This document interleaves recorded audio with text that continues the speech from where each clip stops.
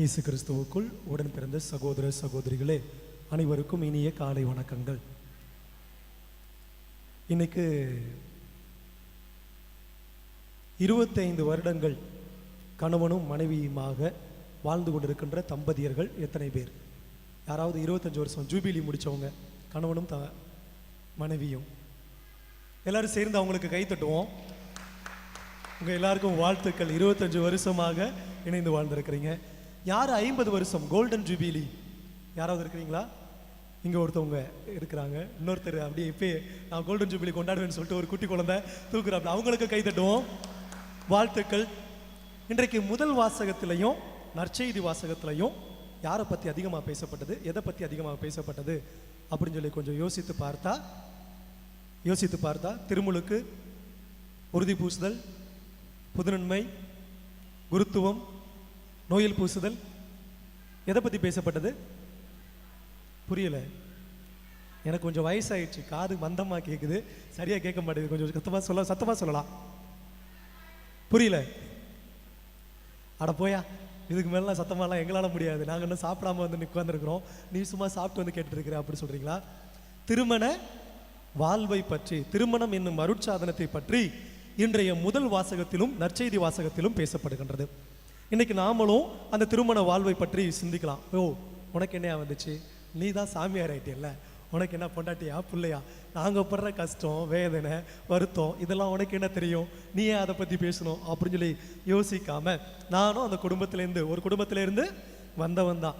அந்த குடும்பத்திலேருந்து வருகின்ற பொழுது அந்த குடும்பத்தில் இருக்கின்ற கஷ்டங்களும் தெரியும், துன்பங்களும் தெரியும், துயரங்களும் தெரியும், எப்படி இணைஞ்சு வாழ முடியும் அல்லது வாழ முடியாது, எதுக்கெல்லாம் சில நேரங்களில் சண்டைகள் வரும், எதுக்கெல்லாம் சில நேரங்களில் மகிழ்ச்சி கிடைக்கும் அப்படிங்கிறது கொஞ்சம் கொஞ்சம் உங்கள் அளவுக்கு தெரியாட்டினாலும் கொஞ்சம் கொஞ்சம் தெரியும். அதனால கொஞ்சம் போல நம்ம திருமண வாழ்க்கையை பற்றி இன்னைக்கு கொஞ்சம் சிந்திப்போம்.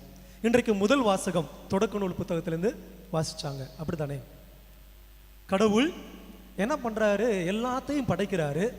படைத்த எல்லாவற்றையும் மனிதனிடம் கூட்டி வருகின்ற பொழுது மனிதன் அவற்றிற்கெல்லாம் என்ன பெயரிட்டானோ அவையே அதுக்கு பெயராயின அப்படின்னு சொல்லி சொல்றாரு. சொல்லி முடிச்சுட்டு அடுத்து வர்ற ஸ்டேட்மெண்ட் தான் ரொம்ப முக்கியமான ஸ்டேட்மெண்ட். என்ன ஸ்டேட்மெண்ட், என்ன வாக்கியம் அப்படின்னு சொல்லி கேட்டிங்கன்னா, அந்த படைப்பு பொருட்கள்ல எதுவுமே அவனுக்கு தகுந்த துணையாக இல்லை.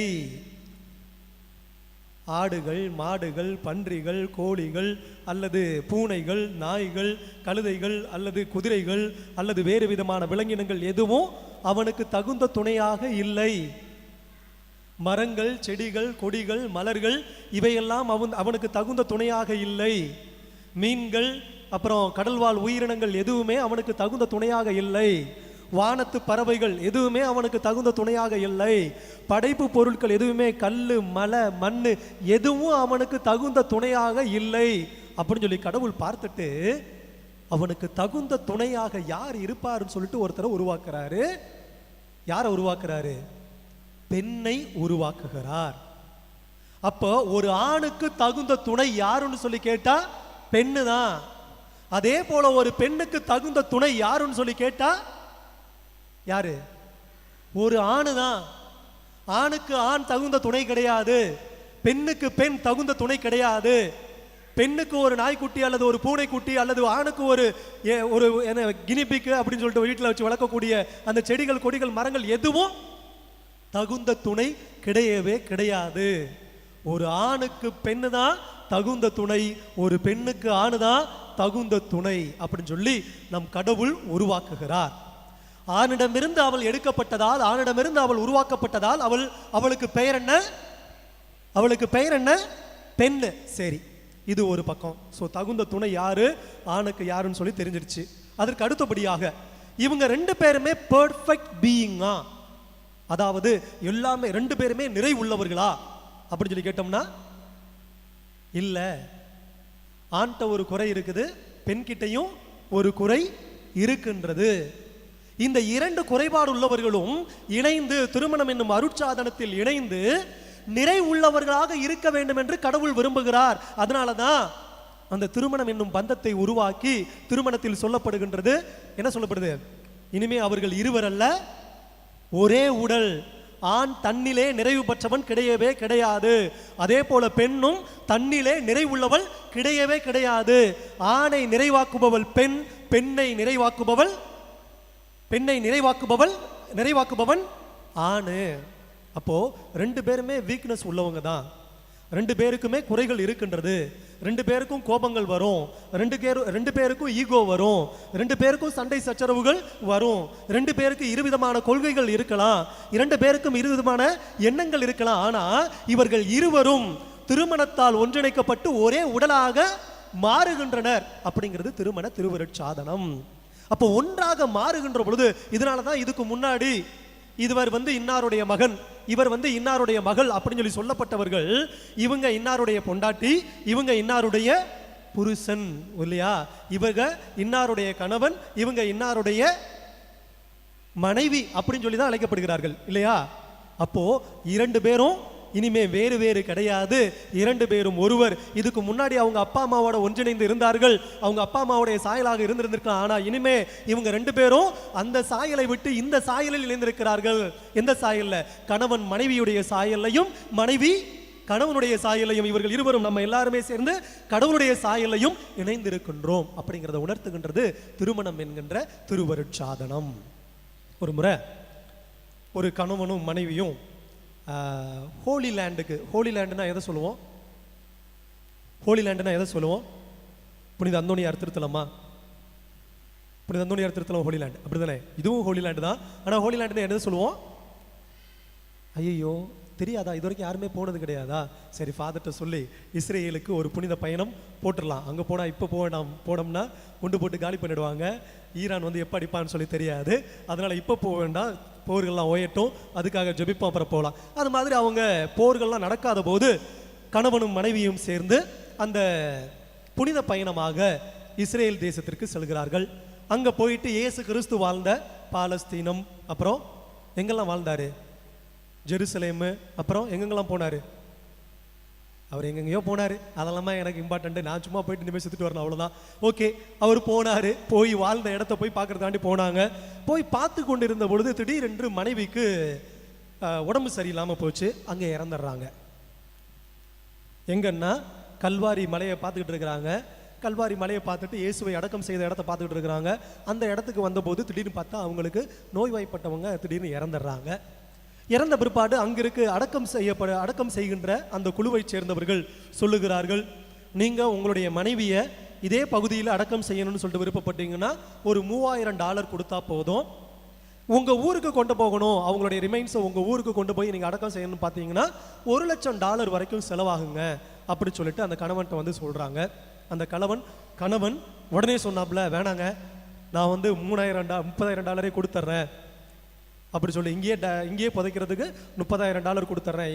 அதுக்காகப்பட்டு கிடையாது. $1,00,000 கொடுக்கணுமே அப்படிங்கிற அந்த பயத்துக்காக கிடையாது. $1,00,000 நான் கொடுத்துட்றேன் எங்கள் ஊருக்கு கொண்டு போகிறதுக்கு. ஏன்னு கேட்டோம்னா ஒரு காரணத்தை சொன்னார். அங்கே இயேசு கிறிஸ்து புதைக்கப்பட்டு எத்தனாவது நாளில் உயிர் தெழுந்தார்? 3வது நாளில். இவங்களை இங்கே புதைச்சா மறுபடியும் 3வது நாளில் பொழைச்சி வந்துட்டா என் பாடு அவ்வளோதான், அப்பா ரொம்ப கஷ்டமாய் போயிடும். அதனால வேண்டவே வேண்டாம், நான் $1,00,000 செலவு பண்ணாலும் சரி என் ஊருக்கே கொண்டு போயிடுறேன் அப்படின்னு சொல்லி சொன்னாங்க. அன்பிற்குரியவர்களே, கணவன் மனைவியிடையே இருக்கின்ற புரிதல், கணவன் மனைவியிடையே இருக்கின்ற அன்பு, கணவன் மனைவியிடையே இருக்கின்ற விட்டு கொடுக்கும் மனப்பான்மை, கணவன் மனைவியிடையே இருக்கின்ற மன்னிக்கின்ற மனப்பான்மை, பொறுமையோடு சகிப்புத்தன்மையோடு தியாகங்கள் செய்கின்ற மனப்பான்மையானது இன்று பெரிய கேள்விக்குறியாக இருக்கின்றது. இன்னைக்கு 25 வருஷம் 50 வருடங்கள் இணைந்து தம்பதியினர் வாழ்ந்திருக்கிறார்கள் என்றால் நிறைய நேரங்கள்ல அவங்க விட்டு கொடுத்து போயிருக்கணும், நிறைய நேரங்கள்ல அவங்க மன்னித்து இருக்கணும், நிறைய நேரங்கள்ல பொறுமையோடு சகிப்புத்தன்மையோடு நிறைய காரியங்களை செய்திருக்கணும். அப்படி செய்யவில்லை என்றால் இன்னைக்கு 25 வருடங்கள் கொண்டாடுகின்ற நிறைய பேர் இங்க கை தூக்குனாங்க. ஏறக்குறைய ஒரு 5 தம்பதியினர் இப்ப கை தூக்குனாங்க. நிறைய பேர் நமக்கு முன்னுதாரணமாக இருக்கின்றார்கள். அவங்க எல்லாருக்கும் மறுபடியும் கைதட்டி நம்முடைய வாழ்த்துக்களை தெரிவித்துக் கொள்ளலாம். ஏன்னா கை தட்டலாமே கொஞ்சம் சத்தமா. இதெல்லாம் கொண்டாடப்பட வேண்டிய விஷயம். ஏன்னா இன்னைக்கு 3000 கேசஸுக்கு மேல ஒரு நாளைக்கு குறைஞ்சபட்சம் 100 கேசஸ் வரைக்கும் போயிட்டு இருக்குதுன்னு நினைக்கிறேன். இந்த விவாகரத்து இல்லை வேணாம் வெட்டி விட்டுருங்க அப்படின்னு சொல்லிட்டு பஞ்சாயத்துகள் நிறைய விவாகரத்துகள் அப்படி சொல்லி தொடர்ந்து போயிட்டே இருக்குது. ஏன்னா சில நேரங்களில் ஈகோ, எதையும் விட்டு கொடுக்கணும்னு சொல்லிட்டு நினைக்கிறதே கிடையாது. நம்ம கணவர் தானே, நம்முடைய மனைவி தானே அப்படி சொல்லி விட்டு கொடுக்கின்ற மனப்பான்மையானது குறைந்து கொண்டிருக்கின்றது. போட்டி மனப்பான்மை அதிகமாக கொண்டிருக்கிறது. இருவருக்குள்ளாக யார் ஒரே உடலாக இருக்க வேண்டிய கணவன் மனைவிக்குள்ளாக போட்டி மனப்பான்மையானது அதிகமாகி கொண்டிருக்கிறது.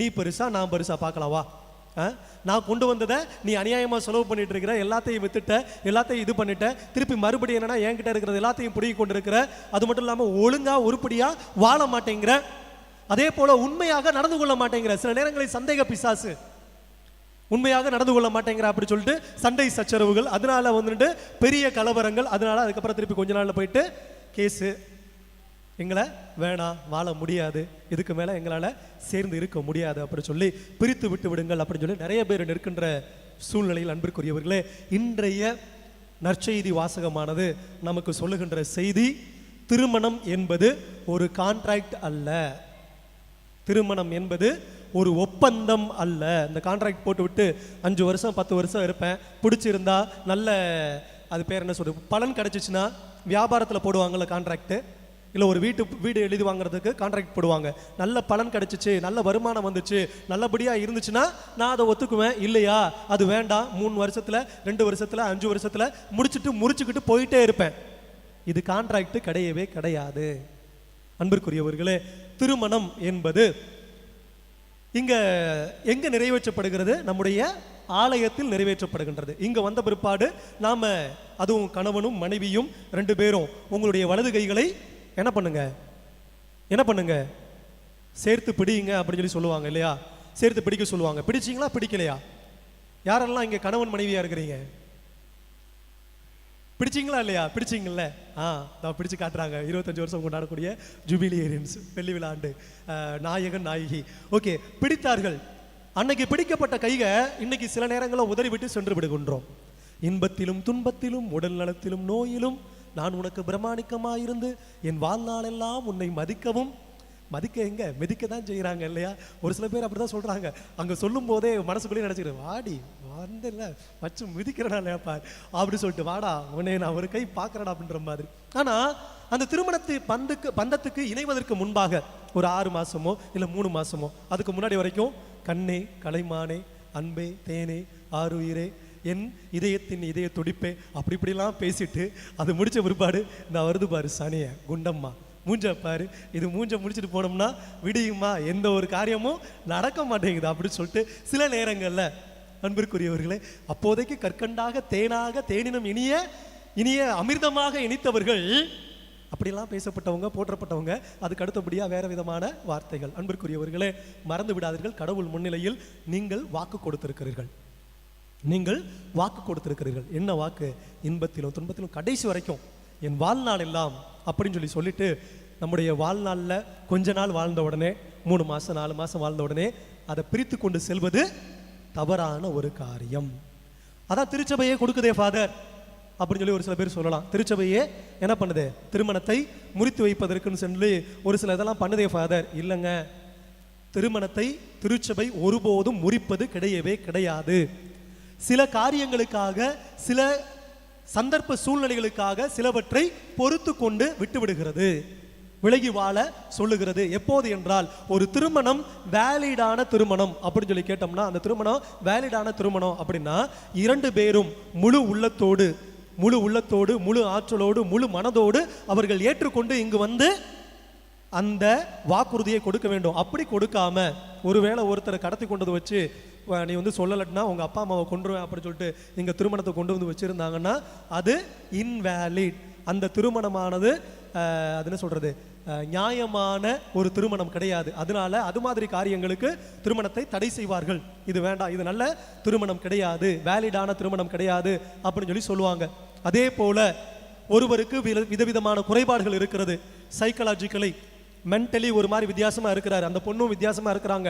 அவங்க 2 பேருக்கும் ஒருவேளை மறைத்து திருமணம் செய்து வைக்கிறார்கள், இதை தெரியப்படுத்தாம திருமணம் வைக்கிறார்கள் அப்படின்னு சொல்லுகின்ற பொழுது அங்க கொஞ்சம் கொஸ்டின் மார்க் இருக்குது.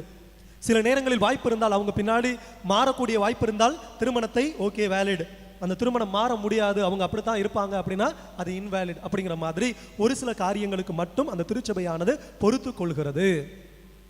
மற்ற நேரங்களில் வேறு எதற்காகவாவது திருமணத்தை முறித்து கொள்ள தம்பதியர்கள் முயன்றால் அதை திருச்சபை அங்கீகரிப்பதில்லை, அதை திருச்சபை ஏற்றுக்கொள்வதில்லை. நம் ஆண்டவர் இயேசு கிறிஸ்துவும் ஏற்றுக்கொள்வது கிடையவே கிடையாது. அதனால திருமண தம்பதியர்களாய் கடவுளுடைய திருமுன்னிலையில் வாக்கு கொடுத்த ஒவ்வொருவருமே அந்த அன்போடு இறைவன் இயேசு, நம் ஆண்டவர் இயேசு கிறிஸ்து நம்மீது எவ்வாறு அன்புடையவராய் உலகம் முடியும் வரை நான் உங்களை விட்டு பிரிய மாட்டேன் அப்படின்னு சொல்லி நமக்கு அந்த அன்பை ஒவ்வொரு நாளும் வெளிப்படுத்தி கொண்டிருக்கிறாரோ, அதே போல நீங்களும் நானும் நம்முடைய குடும்பத்தில் அந்த அன்பை வெளிப்படுத்தி இருவரும் என்ன பண்றது, ஒரே உடலாக மாறி ஒரு கண்ணில் அடிபட்டா இன்னொரு கண்ணும் என்ன பண்ணும்? ஒரு கண்ணில் அடிபட்டா இன்னொரு கண்ணு தூங்கிடுமா? தூங்காது. அதே மாதிரி ஒருத்தருக்கு குடும்பத்தில் ஒருத்தருக்கு ஒன்றுனாலும் கணவருக்கு ஒன்றுனாலும் அது மனைவிக்கு தான், அதே போல் மனைவிக்கு ஏதாவது ஏற்பட்டது என்றாலும் அது கணவனுக்கு தான் என்கின்ற அந்த அன்போடு தொடர்ந்து வாழ்வோம். இறைவன் நம்மையும் நம்முடைய குடும்பங்களையும் நிறைவாக ஆசீர்வதிப்பாராக. ஆமென்.